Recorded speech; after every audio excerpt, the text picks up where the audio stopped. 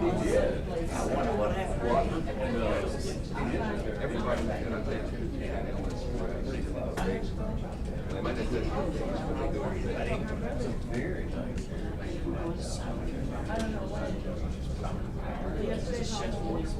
Excuse me, I'm sorry. Wonderful feeling not to be they started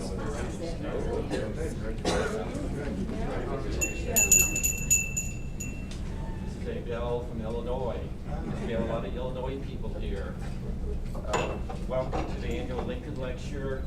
As I say all the time, there are more books on Abraham Lincoln than any other Democratic, that's quotation marks around small d, more books on Abraham Lincoln published than any other Democratic political leader in world history.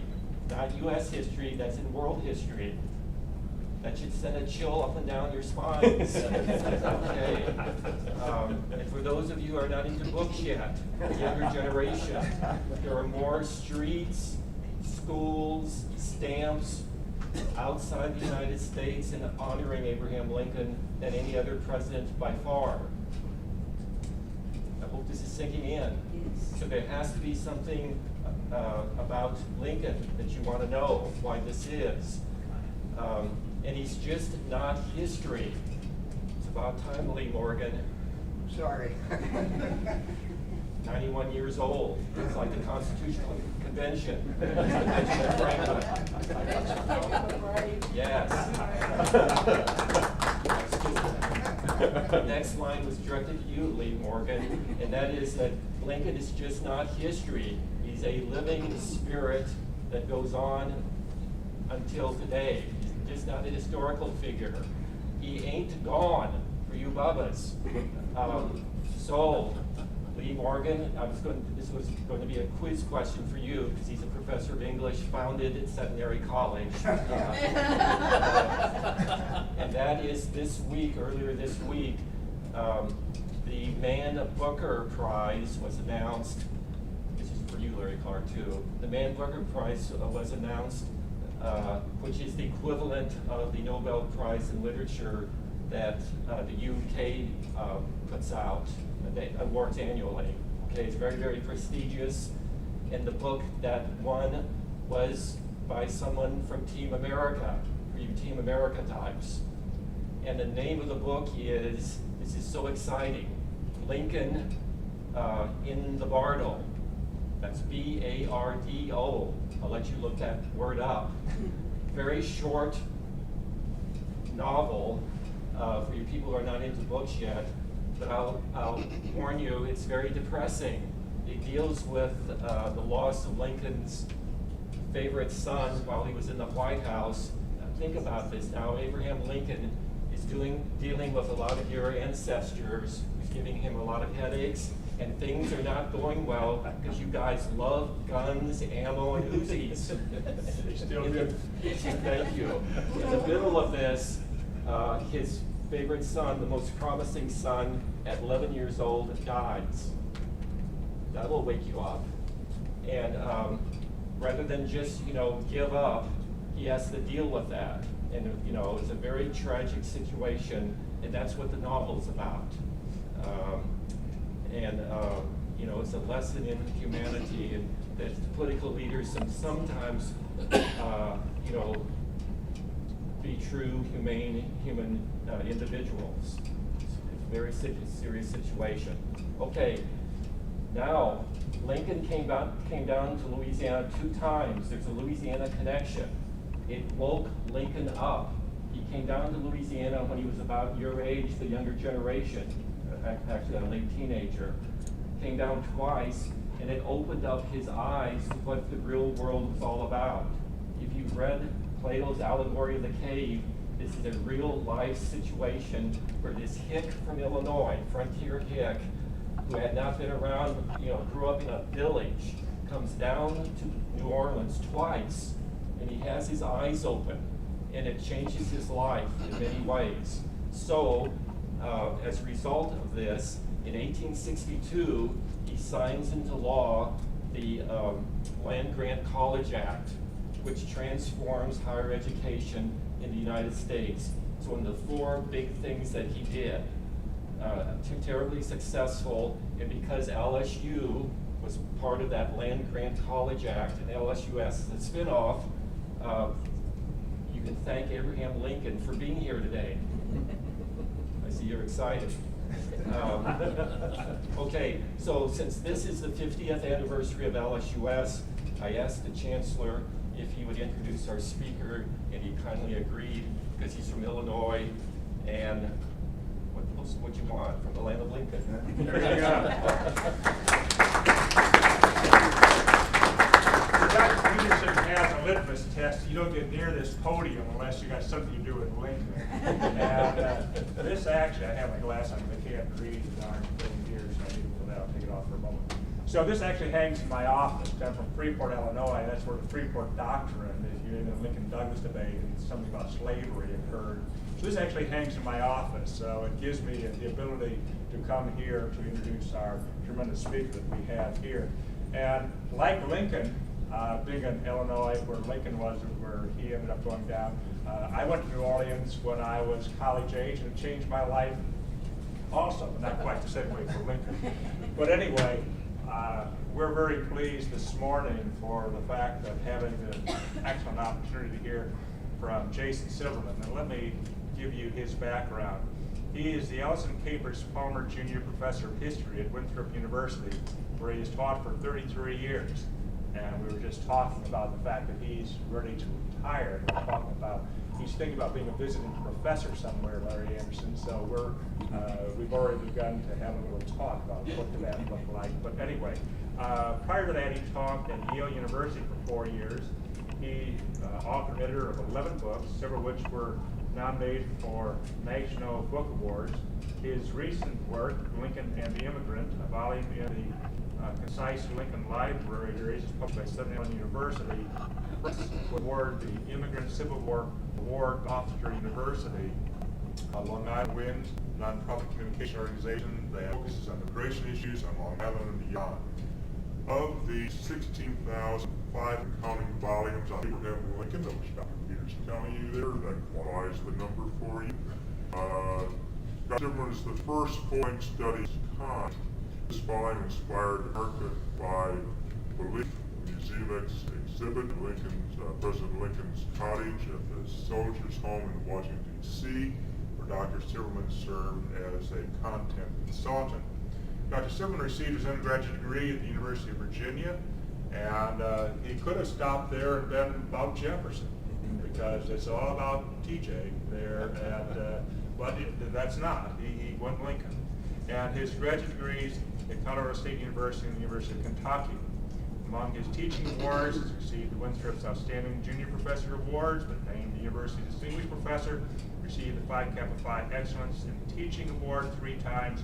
In 1990, became the first person in Winthrop's history to be named South Carolina Professor of the Year. That's a highly political, having come from North Carolina, where I was visibly for 14 years. Achieving that he did, when you would normally see that the University of South Carolina, period, was a great achievement. In 2011, Dr. Silverman was named the inaugural Ellison Capers Palmer Jr. Professor of History at Winthrop, which I told you at the outset of which he is. Dr. Silverman is chairman of the Scholarly Advisory Group for President Lincoln's Cottage at the National Soldiers' Home in Washington, D.C., and co-editor of Abraham Lincoln Abroad, and on the editorial boards of the Lincolnator. That's a strange name to have for a group, but the Lincolnator and the Lincoln Herald, where in January he will become the book review editor. For 8 years, Dr. Silverman also served 2 elected terms on the Rock Hill School Board.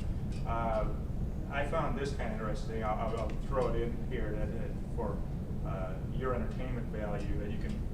He was captain in 1969 of T.C. Williams High School football team, which was featured 2 years later in the film Remember the Titans. So he missed that opportunity to be known there. He missed the opportunity to be a Thomas Jefferson scholar at the University of Virginia, but he's one hell of a Lincoln scholar, and we're happy to have him here. So welcome.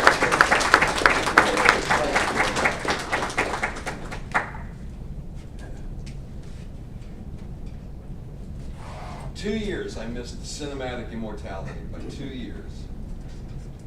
But you know, every time I give a lecture somewhere and I am waiting as I'm being introduced and people are saying all of these nice things about me, I can't help but think that there's this anecdote that I remember when I was researching my book from a county history. Now, it might be apocryphal, I don't know.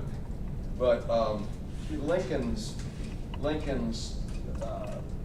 being catapulted into national highlight came as a result of his debates with Stephen Douglas. And on one occasion, Lincoln returned to his law office, and there was a whole bunch of people there talking to his law partner, William Herndon. And they were there to greet him and to tell Lincoln that, you know, you had done a good job and we support you and all of that sort of stuff. And Lincoln was a quiet and unassuming human being. So he turns to his law partner and he says, Billy, all of these nice things sound like a funeral oration. I think these people are going to be upset if I wake up tomorrow morning. I promise you I'm going to wake up tomorrow morning, given all of the nice things that were said. I first became interested in Abraham Lincoln in the 4th grade. I had a vintage 1950s elementary school teacher who wasn't very fond of me, by the way, I might add. I was a chatter with used in conduct on my report cards on a regular basis. But on this particular occasion for Parents' Night, we were going to do these silent historical vignettes.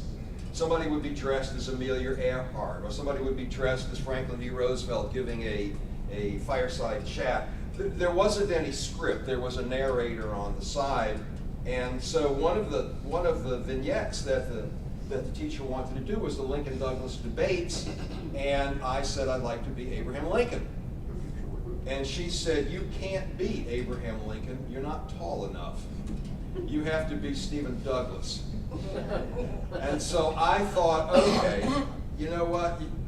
Unfortunately, you told the wrong person that, because I'm going to spend the rest of my life studying Abraham Lincoln, and I've often thought about Mrs. Kramer, wherever she is now. I would like to tell her thank you for motivating my desire to be a Lincoln scholar, because I did miss out on being a Thomas Jefferson scholar. I did miss out on being in Remember the Titans, but by God, I didn't miss out on studying Abraham Lincoln, which led me here today, and I'm very, very grateful. So I thank you for inviting me, and I thank you for what has been an incredibly hospitable and warm and welcoming visit.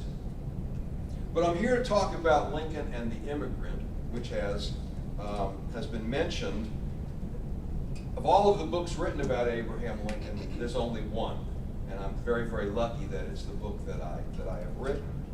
It's a fascinating topic, and so I'm going to ask you to do what I ask my students to do in every single class, and that is to take a magic carpet ride with me through history, and to fasten your seatbelts and see if we could learn something about Abraham Lincoln. May 4th, 1865, Oak Ridge Cemetery, Springfield, Illinois. The weather is warm and the sun is peeking through the clouds. The day is peaceful and a slight wind blows from the west. Everybody on the streets of Springfield are silent, mournful. Their sorrow is all-encompassing, and they don't know where to go or what to do. The landscape is beautiful, and has been especially cared for this sad occasion. The clergyman is a tall, distinguished-looking academic sort who spoke with a softness that belied his younger evangelical days. Bishop Matthew Simpson was delivering the funeral sermon. He quoted the deceased in words of deep conviction, words that spoke of a great deal of work to be done. They conjured up a specter of evil on the land. Broken by it, I too may be. Bow to it, I never will. The probability that we may fail in the struggle ought not to deter us from the support of a cause which we believe to be just It shall not deter me. If I ever feel the soul within me elevate and expand to those dimensions not wholly worthy of the Almighty Architect, it is when I contemplate the cause of my country, deserted by all the world besides, and standing up boldly and alone, hurling defiance at her victorious oppressors. That declaration was of a young Abraham Lincoln on the day after Christmas 1839. The bishop interpreted his text in a way and with an authority that seemed wholly natural to the mourning nation. Here was the testament of the beloved martyr dedicating himself in his youth to the great struggle against the slave power. Bishop Simpson quoted Lincoln accurately. He had unearthed a long-lost speech that would be lost again. But he did make one error. Lincoln's speech had nothing to do with slavery. His subject was banking, industry, and immigrant labor. The log cabin, labor, and industry. The combination should not surprise us.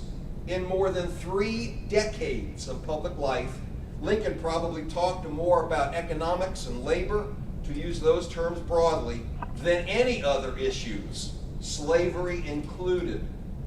The bulk of his discussions with an economic focus preceded his period of fame, and at the time went unrecorded. But the main lines of his thinking survived, as sometimes frequently the details. Just as significantly, Lincoln's non-economic speeches and writings often brimmed with economic implications. Immigration. Abraham Lincoln? Absolutely. Lincoln lived in an era when immigration was as much a controversial issue as it is today. Between 1840 and 1860, 4.5 million newcomers arrived, most of them from Ireland, the German states, and Scandinavian countries. Many crossed back and forth across the border with Mexico, which was newly drawn in 1848. But from an early age, Lincoln developed an awareness and a tolerance for different peoples and cultures. While no doubt a product of his time, Lincoln nevertheless refused to let his environment blind him to the strengths of diversity, and throughout his legal and political career, he retained an affinity for immigrants, especially the Germans, the Irish, the Jews, and the Scandinavians. Indeed, immigrants and their plight were never far from Lincoln's thoughts or plans. Dr. Peterson brought this up, and our chancellor reiterated that at a young age, Lincoln traveled down the Mississippi River to the port of New Orleans, and what that did is it exposed Lincoln to the sights, the sounds, the tastes of a world hitherto he could have only dreamed about. More importantly, his trips to New Orleans established a foundation and a sympathy for the rest of his life when it came to the foreign-born as well as the enslaved.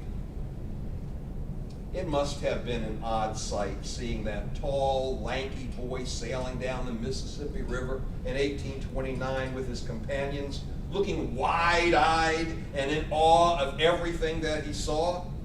Just 22 years old, and finally freed of his obligations to his father and his farm, Lincoln set off from Sangamon County, Illinois, on a flatboat journey with his stepbrother, cousin, and employer. Sailing on, again, what must have been an amusing sight. It looked like a log cabin on a raft with barrels and hogs. Lincoln, John Johnston, John Hanks, and Dennis Offutt set off on an adventure of a lifetime. For the first time in his young life, Lincoln was traveling afar. And while he could not know it at the time, he would see things that shaped his thoughts for the remainder of his life. During this trip to New Orleans, he would first come in contact with foreigners in the exotic port city of New Orleans. And although he probably couldn't at the time distinguish between Swedes or Dutchmen, Italians, Spaniards, Swiss, Norwegians, and Russians whom he encountered on the streets and wharves of the cosmopolitan city, he did realize for the first time in his life that immigrants from many lands formed part of the American population. He would go on a flatbed journey twice to New Orleans. They were crucial to his development. They formed the longest journey of his life, his first experiences in a major city, his only visits to the Deep South, his sole exposure to the region's brand of slavery and slave trading, his only time in the subtropics, and the closest he ever came to immersing himself in a foreign culture. Lincoln never wrote very much or spoke of his trips, except for brief descriptions here and there and a couple incidents. But others did, including his cousin.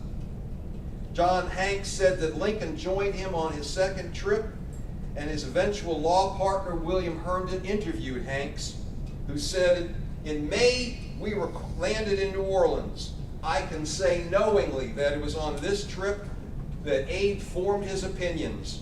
It ran its iron in him in there and then there. May 1831. I've heard him say that often and often." These trips to New Orleans exposed Lincoln for weeks on end to the vastness of the American landscape. No subsequent travels in his life would compare to the length of these journeys. And it also showed Lincoln at a young age the relationship between transportation and economic development in the West. Lincoln understood that a transportation system would improve the economic life in Illinois, and it would raise the standards of living and enhance property values for everybody. His river journeys also illustrated him that by controlling the unsettled domains in Illinois, the state could accelerate its immigration policy. Residing in a sparsely populated region, it is understandable that wealth and population were practically synonymous to Lincoln. Immigrants would bring economic growth and all that it implied.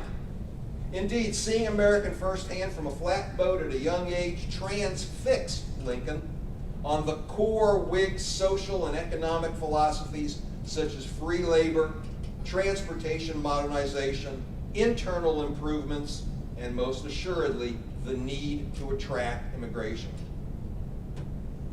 As I mentioned a few seconds ago, this was his only journey into the Deep South, the slave South. Places where enslaved African Americans not only abounded, but predominated overwhelmingly. New Orleans also ranked as the largest city that the young Lincoln had ever seen, and it would remain so until he stepped on the national stage as a young congressman in 1848. But more importantly, it represented ethnically diverse and culturally formed cities that the United States could create. While Lincoln would take a day trip to Niagara Falls in 1857, and let's face it, if you've ever been to Niagara Falls, you know it's not really leaving the country. It isn't. The trips to New Orleans were infinitely more to Abraham Lincoln an experience of entering another country, because it was another world.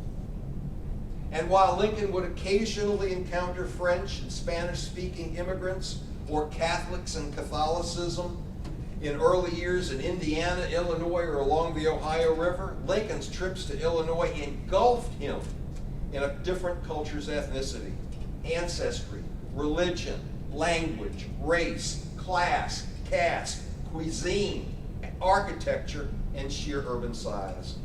It gave him a perspective that no other place in his life would ever provide. In the midst of this, Abraham Lincoln wandered in as a young man. Evidence of ethnic tension in New Orleans would be obvious to everybody.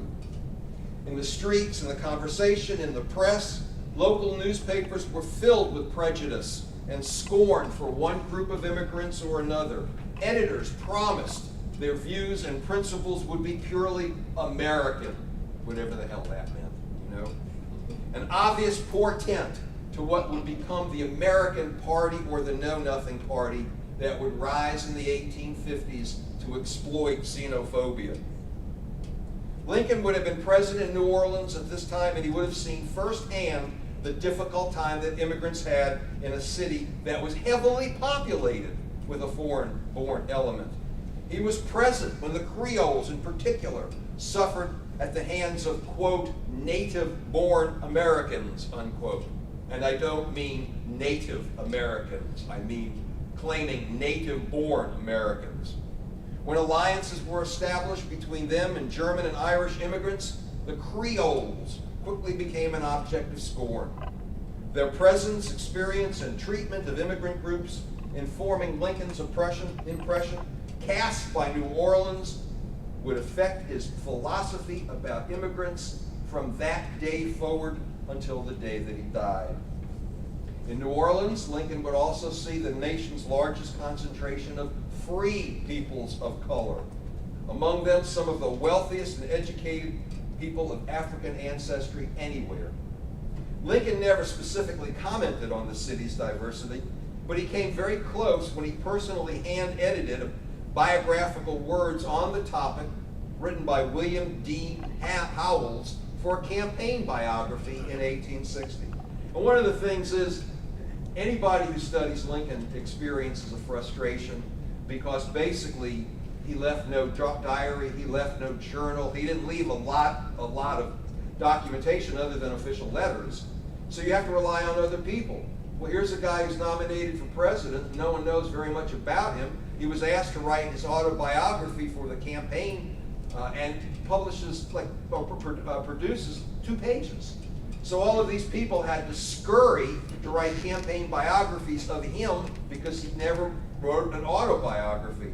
So this is a campaign biography that he hand-edited and said, after marveling at the many Negro planter of the Sugar Coast and the patriarchal Creole of Louisiana, I salute the cosmopolitan port where the French voyager and the rude hunter that trapped the beaver on the Osage and the Missouri met the polished old world exile, and the tongues of France, Spain, and England made babble in the streets. Lincoln found himself enthralled by the cultures he witnessed, the large Catholic and foreign-born population in New Orleans. And later in his life, he would remember as a youth all of the things he saw in New Orleans, and he would forcefully, even if it went against his own political party, forcefully oppose the nativist and the Know-Nothing movement. A part of New Orleans even followed Lincoln to Springfield. William Billy Flourville, a free black of French African ancestry, found New Orleans to be a very hostile place to free blacks in the 1820s. Fearing kidnapping and enslavement, Flourville fled New Orleans for St. Louis and then found his way up the Illinois and Sangamon rivers in 1831. While approaching the village of New Salem, a country record records, he overtook a tall man wearing a red flannel shirt and carrying an axe on his shoulder. They fell into conversation and walked into a little grocery store together. The tall man was Abraham Lincoln, who soon learned that the stranger was a barber and he was out of money. Mr. Lincoln took him to his boarding house and told the people there about his business and situation, and that opened up the way for an evening's work among the boarders. Lincoln convinced Flourville to settle in Springfield. Billy married, raised a family, and prospered as a barber to hundreds of Springfield's men and women and children, including Lincoln, who knew him endearingly as Billy the Barber. It was Flourville who groomed Lincoln through his attorney days, through the ups and downs and the forays into politics, and just before his final departure from Springfield to become the President of the United States. Over the years, it was probably pretty likely that Lincoln enjoyed many conversations at Flourville's barbershop on East Adams Street about New Orleans, immigrants, slavery, the Mississippi River, the bilingual Catholic, French, African, Haitian, American man's experiences, and they became friends. And their conversations would seem of substance and form the foundation of a genuine friendship. Because late in 1863, Flourville wrote President Abraham Lincoln a warm letter of gratitude for the Emancipation Proclamation that went into effect earlier that year.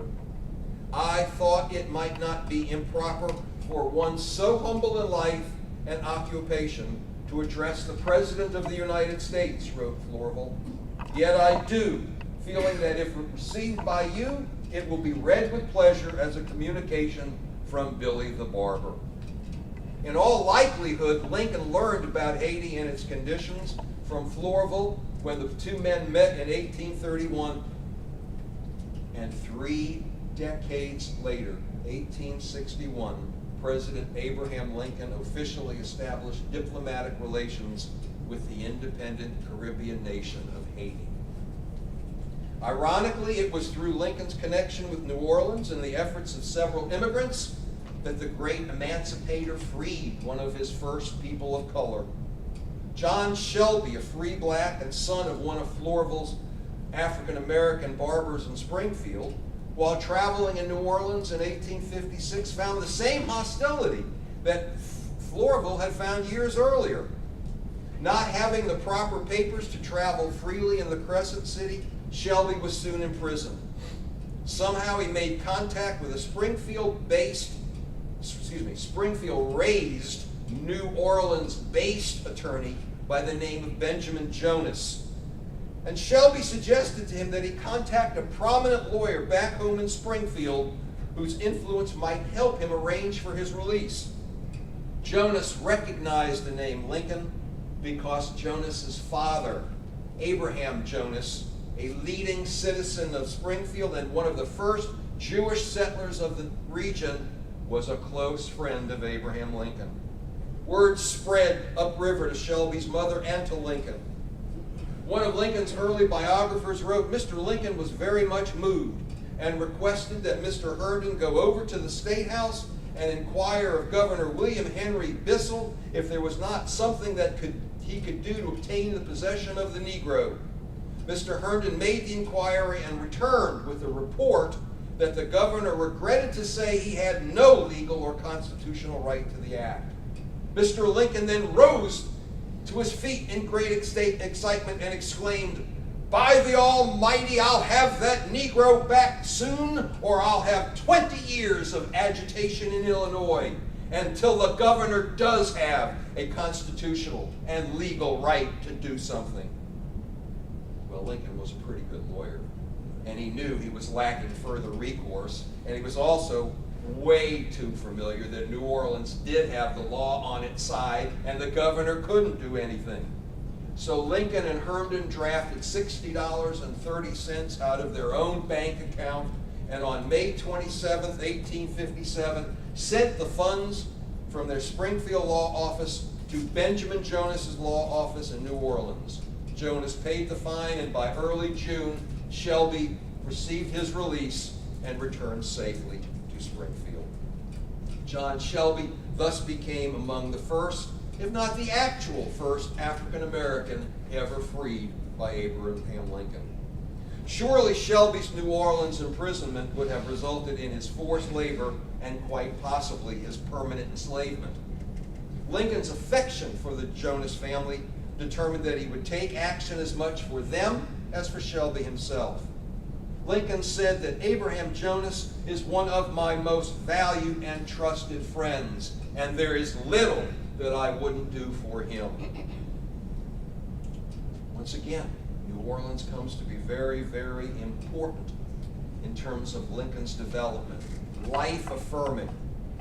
It would astonish, if not amuse, the older citizens of this county, he said when he ran for office, who 12 years ago knew me as a strange, friendless, uneducated, penniless boy working on a flatboat at $10 per month, to learn that I have been put down here as the candidate of pride, wealth, and aristocratic family distinction.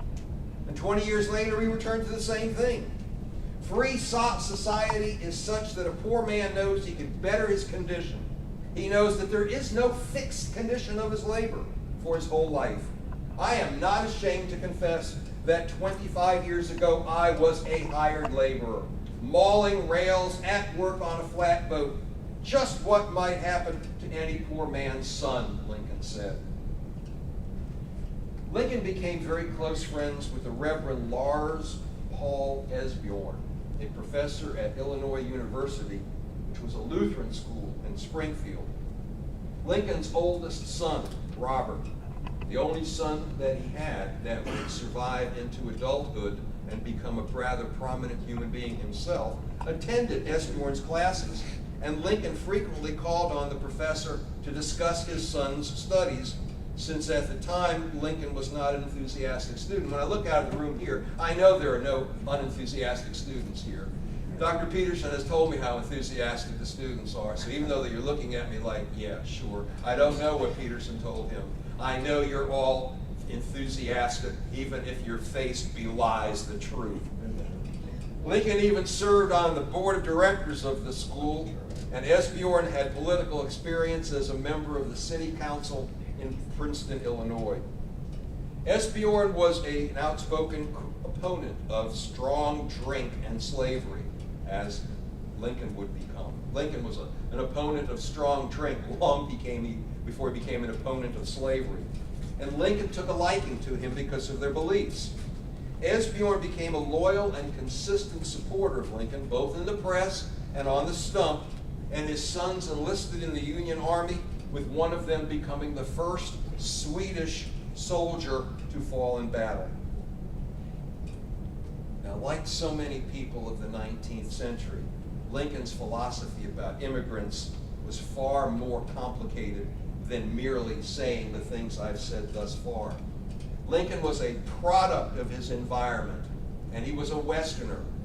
And despite whatever economic advantages an immigrant might represent, many men of Lincoln's era saw every ethnic group, every immigrant, whether Irish, German, Jewish, Swedish, as monolithic. They were all the same, and they thought in stereotypes. Lincoln at least tended to look at people as individuals and distinctive in their own right. He saw the diversity of these groups, never assigning them as foreigners or savages. And his relationship with ethnic groups was as inconsistent as the man himself. Like most Westerners of his time, Lincoln had a low opinion of Hispanics. And what he said was never really flattering. In his debate with Stephen Douglas at Galesburg, Illinois, Lincoln attacked the concept of popular sovereignty, which was Stephen Douglas's notion that the people should decide on the issue of slavery for themselves.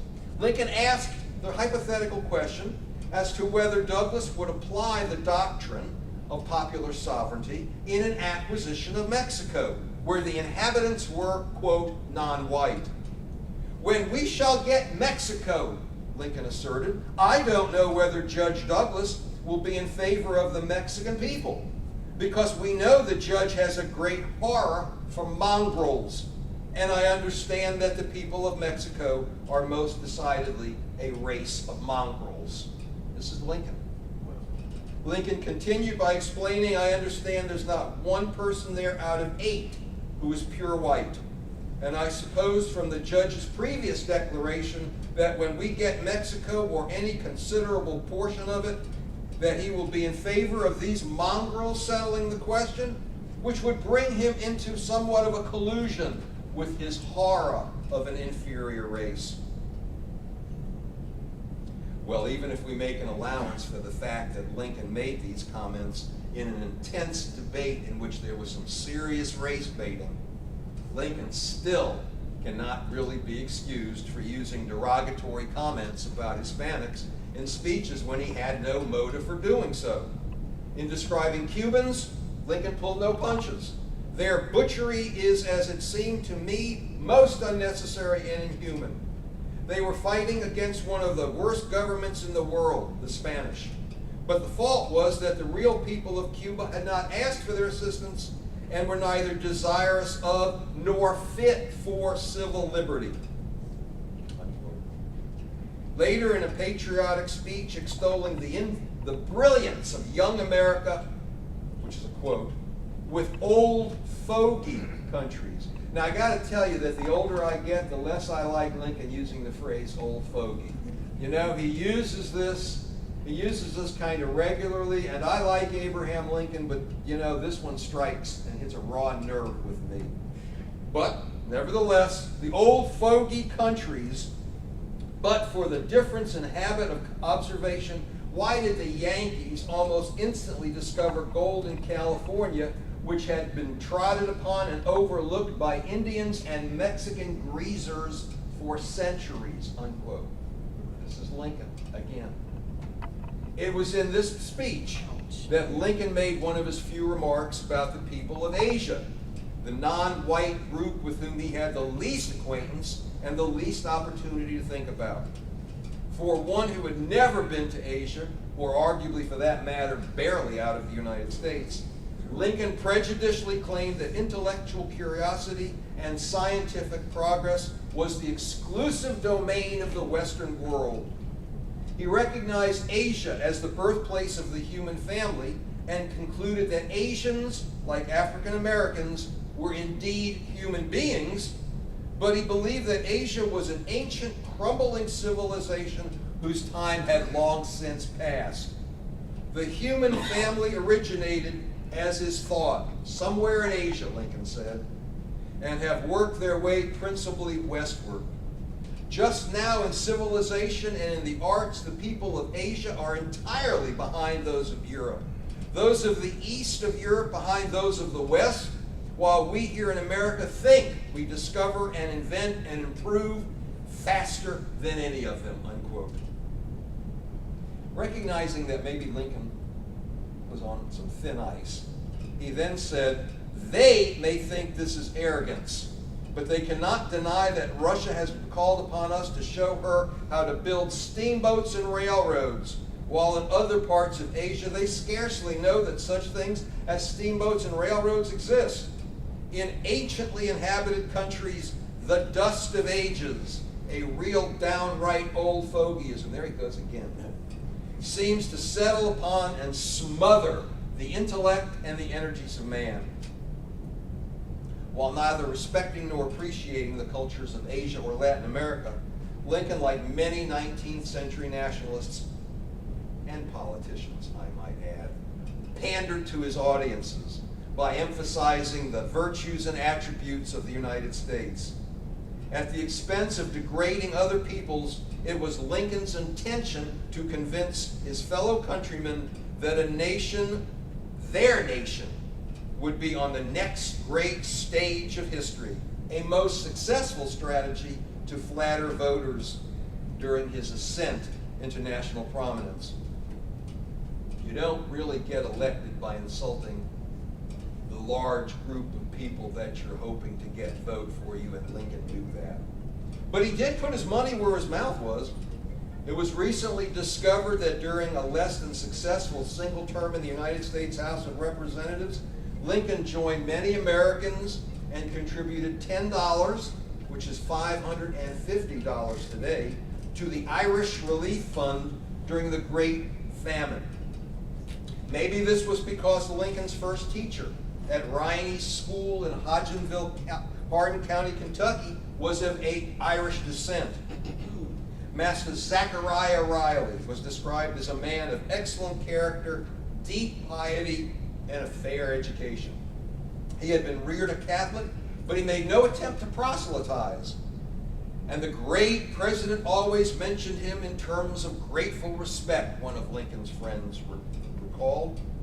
Whether Riney left a lasting impression on him or not, Lincoln was always interested in Irish culture.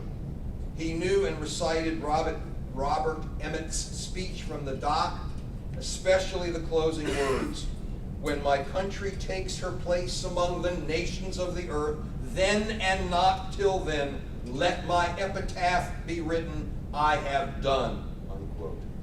Lincoln's favorite ballad was Helen Salina, Lady Dufferin's poem, The Lament of the Irish Immigrant, set to music. While many of Lincoln's quips are famous, he often resorted to Irish analogies, sometimes caustic and a bit insulting, to make his point. Lincoln's first recorded jibe about a poor Irishman comes from one of his congressional speeches on the need for sensible internal improvements when he described the plight of a man with new boots. "I shall never get them on," said Patrick the Irishman, "till I wear them a day or two or maybe even a week and stretch them a little bit," unquote. Let that sink in for a minute. Later in the war, one contemporary of Lincoln recalled there was a cabinet meeting that afternoon. General Grant, who had just returned, gave a very interesting account of the state of the South and the good feeling manifested by the officers of the Confederate Army, who all said they were ready to lay down their arms and go to work. Someone was saying something about hunting up old Jeff Davis, and Mr. Lincoln said he hoped, like Paddy's flea, when they got their fingers on Jeff Davis, he would not be there, unquote. This comment's pretty interesting because it's very consistent with Lincoln's desire to avoid any show trials after the Civil War or punitive commissions. He wanted reconciliation. That's what Lincoln wanted. And he often used jokes, many times ethnic ones, to soften a message of mercy or to conceal a willful blindness to past wrongs. These jests were not very racist or harsh, certainly not when compared to his contemporaries, and both showed, that I read to you, sympathy and awareness for the poor man's plight, chiding him mildly for his poverty and his traditions. Doubtless, in Lincoln's day, nearly everyone, especially poor immigrants, understood the problems of fleas and ill-fitting shoes, period. When the Republican Party was formed in 1854, the newly created anti-immigrant know-nothings drifted into the party, and Lincoln wanted no part of them. He refused to adopt an anti-immigrant platform, and when he ran for president, he opposed any change in the naturalization laws or state legislation which would curtail the rights of citizenship that had been previously awarded to immigrants from foreign lands. Throughout his life, no group was closer to Abraham Lincoln than the Germans who marched with him all the way to the White House. Some people question today whether or not the Germans were responsible for his election in 1860.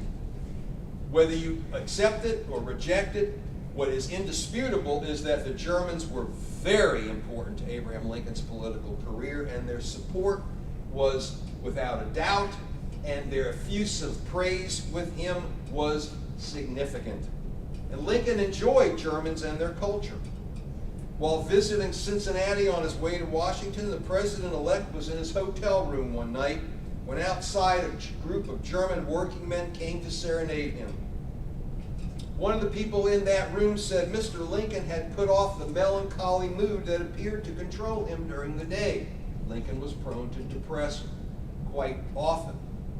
Well, the resident in the room, Cincinnati resident William Henry Smith, said, once the Germans arrived and became entertaining with genial, even lively conversation, the president came to life.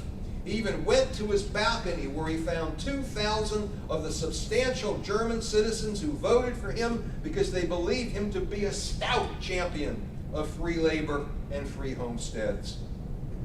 Lincoln listened attentively from that balcony as Frederick Oberklein was asked to speak for his fellow countrymen.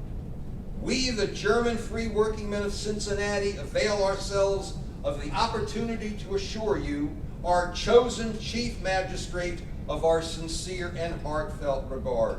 You have earned our vote as the champion of free labor and free homesteads.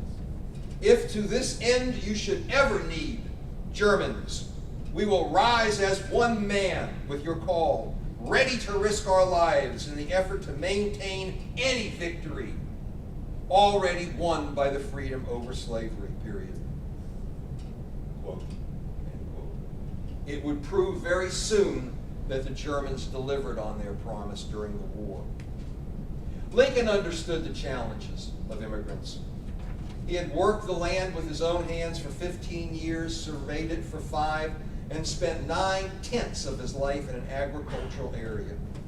As a lawyer practicing land law at times and as a politician representing a rural district, he had to pay attention to the national debate over the future of public lands, to issues linked to the real estate taxes, to the relationship between town and country, and to the importance of the foreign-born as their presence increased in the American labor force. The core of his thinking was always that the growing immigrant population was an important asset to America, and that all people should receive a full and fair share of their own labors so they might have an opportunity to rise in life. For the son of an almost illiterate poor father, a son in time who rose to the White House, this commitment was a personal one. And this, Lincoln's American dream, became the mantra throughout his whole life. He possessed sympathy for the many poor, as he called them, since he himself had long been one. And by the 1850s, his compassion manifested itself into a full-blown ideology supporting government policies that would foster, encourage, and support immigrant labor. Lincoln never shared the nativist views. Never. But during the Civil War, there was a shortage of workers since so many people were diverted, civilians, into military pursuits, and it drastically reduced immigration.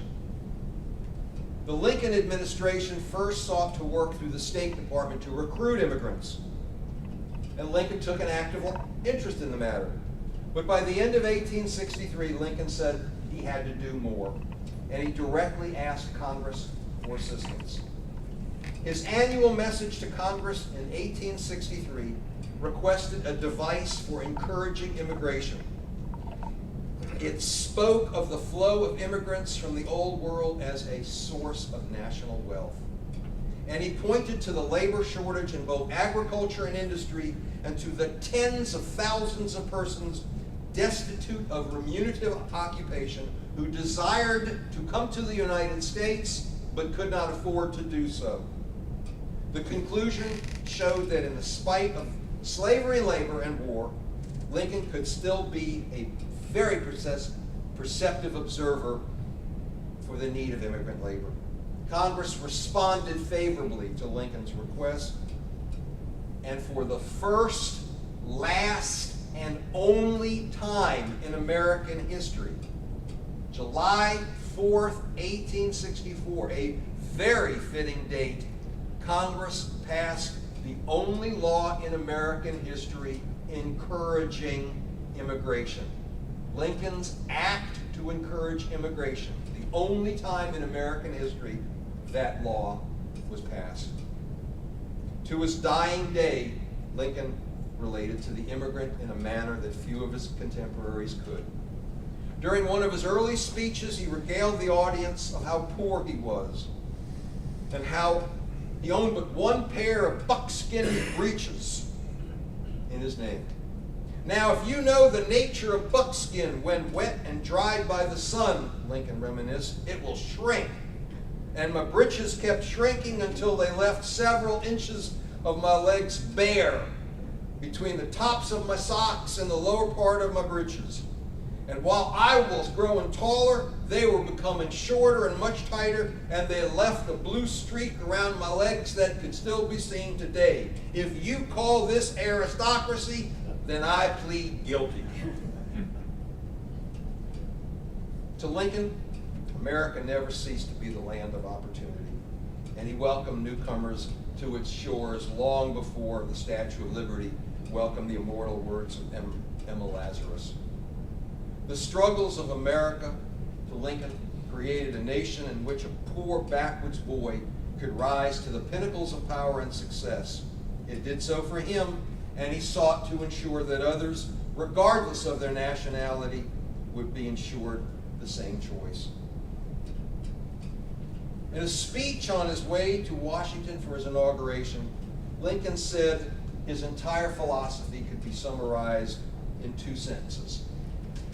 I have never had a feeling politically that did not spring from the sentiments embodied in the Declaration of Independence. It was that which gave promise that in due time the weights should be lifted from the shoulders of men, and that all should have an equal chance. Unquote. Many nights during the war, Lincoln was restless and anxiety-ridden about the losses. And he would go to the telegraph office and he would pace. And he would drive the young officers who manned the telegraph crazy by having the President of the United States very, very upset and depressed. When he got the information that he needed, he would say to them, "Well, boys, I am down to the raisins," meaning that he had completed his task. I think I'm down to the raisins. And I want to thank all of you for being such a warm and welcoming and great audience. This has been an incredible experience. Thank you so much.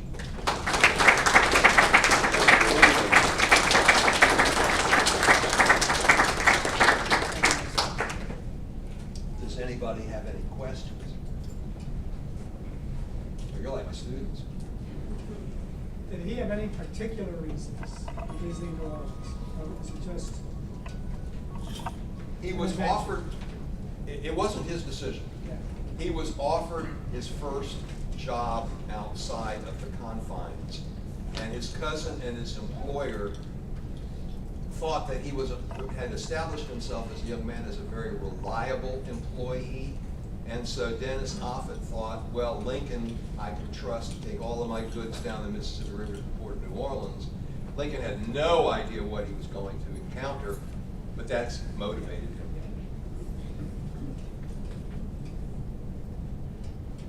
No more? Okay. You guys can leave then. Dismissed.